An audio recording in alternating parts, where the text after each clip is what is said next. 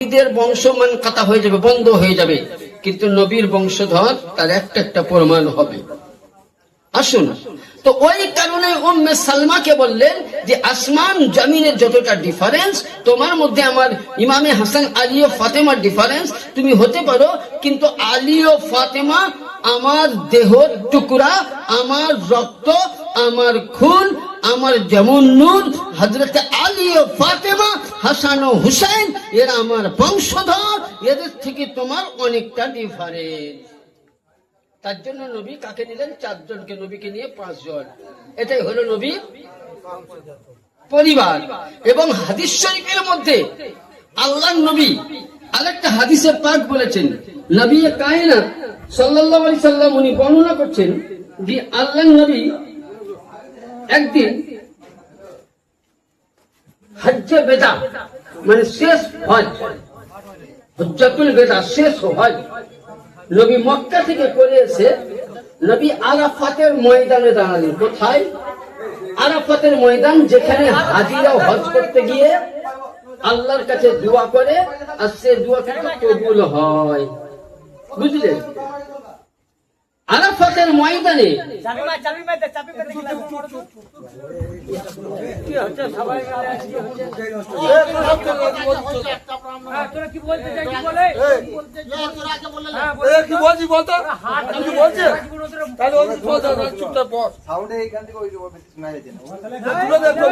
আচ্ছা ঠিক আছে, ঠিক আছে। তো কথা হচ্ছে, ছাড়েন, বুঝলেন ভাইজান? আসুন, ওদিকে গলা কাট করছে, আসুন। তো কথা হচ্ছে, আমার নবী মুস্তাফা উনি বলছেন যে আল্লাহ নবী সরকারি মদিনা, উনি কত কাছে বক্তব্য দেওয়া যায় না, বুঝলেন? তো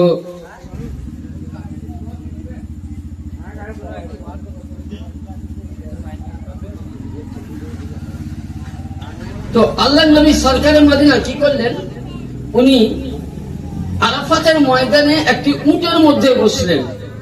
হাদিস পড়ছিল, তর্জমা দিচ্ছে, এটা মুসলিম শরীফের হাদিসে পাবেন, মাদ্রাসার সিয়াসিত্তা 5 নম্বর হাদিস, মুসলিম শরীফ 771 পৃষ্ঠা, লক্ষ্য করবেন।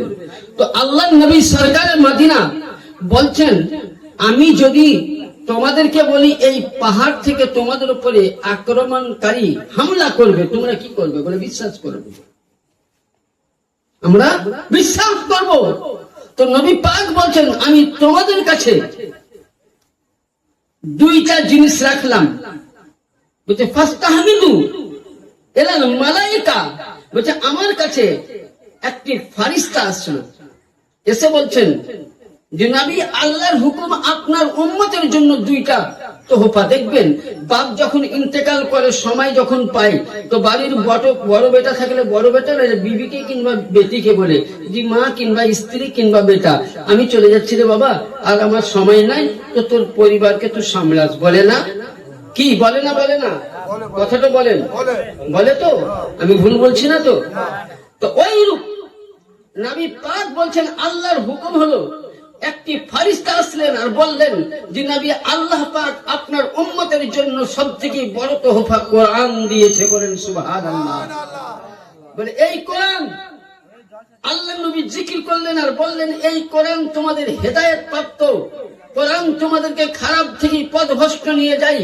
যে কোরআন এত মর্যাদাময়, আমেরিকান মালিকিন বিউটন কোরআনের অবমাননা করতে গিয়ে, কোরআনের ভুল ধরতে গিয়ে, কোরআনকে যখন রিসার্চ করে দেখলো একজন আমেরিকান রিসার্চকারী বৈজ্ঞানিক, ও কোরআন কি ভুল ধরবে? কোরআন রিসার্চ করতে গিয়ে নিজেই লিখেছে যে কোরআনের ভুল নাই, বরঞ্চ আমি ভুল ছিলাম। আমি কোরআন রিসার্চ করতে এক বাক্যে আমি লা ইলাহা ইল্লাল্লাহ মুহাম্মাদুর রাসূলুল্লাহ আমি পড়ে মুসলমান হলাম। তার জন্য একটি কিতাব লিখেছে ইংলিশে, what is divine prophet as Muhammad. আমি 100টা মনি ঋষি, 100টা মহাপুরুষের জীবনী আমি রচিত করতে লাগলাম, পড়তে লাগলাম। আমি হিন্দুদের, খ্রিস্টানদের, জৈনদের, বাইবেলের সমস্ত জিনিস পড়লাম, কিন্তু সবচাইতে কোরআন খুলে দেখলাম কোরআনে রিসার্চ করে দেখলাম কত বড় জ্ঞানী ছিল। লক্ষ্য করেছেন, একজন বেধার্মিক, একজন বৈজ্ঞানিক গবেষণাকারী বলছে, আমি 100টা মনি ঋষি মহাপুরুষের জীবনী পড়তে লাগলাম। পড়তে পড়তে সৌন্দর্য লাগলো, আদর্শ লাগলো।